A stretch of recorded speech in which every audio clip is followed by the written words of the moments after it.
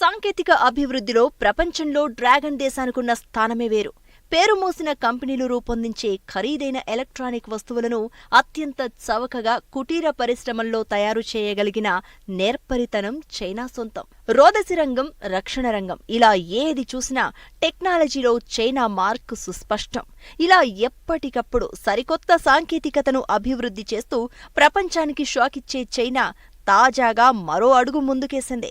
ఇటీవలే కృత్రిమంగా జాబిల్లిని సృష్టించిన చైనా తాజాగా సూర్యుడికి నఖలు తయారు చేస్తోంది. సూర్యుడి అతులిత శక్తిని భూమి మీదే పొందడం ఈ ప్రయోగం ముఖ్యోద్దేశం. ఈ ప్రాజెక్టుకు చైనా శాస్త్రవేత్తలు HL2M టోకమాక్ అని నామకరణం చేశారు. సూర్యుడి ఉపరితలం ఎలాంటి వాయువులతో నిండి ఉంటుందో కృత్రిమ సూర్యుడిని కూడా అదే రీతిలో రూపొందించనున్నారు. సూర్యుడు నిరంతరం జరిగే కేంద్రక సంలీన క్రియ ద్వారా శక్తిని విడుదల చేస్తూ ఉంటాడు. ఇప్పుడు ఆర్టిఫిషియల్ సూర్యుడిలో అదే ప్రక్రియ ద్వారా 13 రెట్లు అధికంగా శక్తిని తయారు చేయాలి అన్నది చైనా సైంటిస్టుల ప్రయత్నం. తాజా పరిశీలనలో ఇది సక్సెస్ఫుల్ గా శక్తిని అందించింది. చైనా దేశం అణుశక్తి పరిశోధనా సామర్థ్యాల్లో ఇది గొప్ప పురోగతిని సూచిస్తోంది.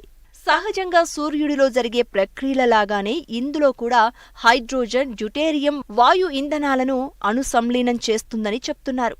ఇక దీని నుంచి అనంతమైన పర్యావరణ హితమైన శక్తి విడుదలవుతుందని అంటున్నారు. ఈ పరికరం ద్వారా 200 మిలియన్ డిగ్రీల సెల్సియస్కు పైగా ఉష్ణం వెలువడుతుందని, రాబోయే తరాలకు ఉపయుక్తం కోసం ఈ ప్రాజెక్టును రూపొందిస్తున్నట్టుగా చైనా చెప్తోంది. కృత్రిమ సూర్యుడి రూపకల్పనకు చైనా శాస్త్రజ్ఞులు చేస్తున్న ప్రయోగాలు విజయవంతంగా ముందుకు సాగుతున్నాయి. నైరుతి సిచువాన్ ప్రాంతంలో ఎల్ అని పిలుచుకునే కృత్రిమ సూర్యుడి రియాక్టర్ గత ఏడాది చివరిలో పూర్తయింది.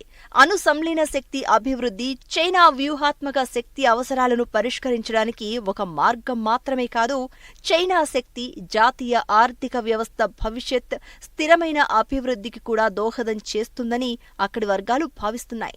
2006 నుంచి అణు సంలీన రియాక్టర్కు సంబంధించిన చిన్న వెర్షన్లను అభివృద్ధి చేసేందుకు చైనా శాస్త్రవేత్తలు కృషి చేస్తున్నారు. ఇంటర్నేషనల్ థర్మోన్యూక్లియర్ ఎక్స్పెరిమెంటల్ రియాక్టర్ కూడా ఈ ప్రాజెక్టుకు సాంకేతిక సహకారం కూడా అందిస్తోంది.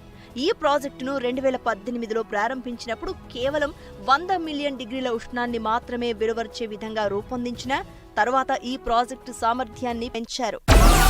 డౌన్లోడ్ మోజ్.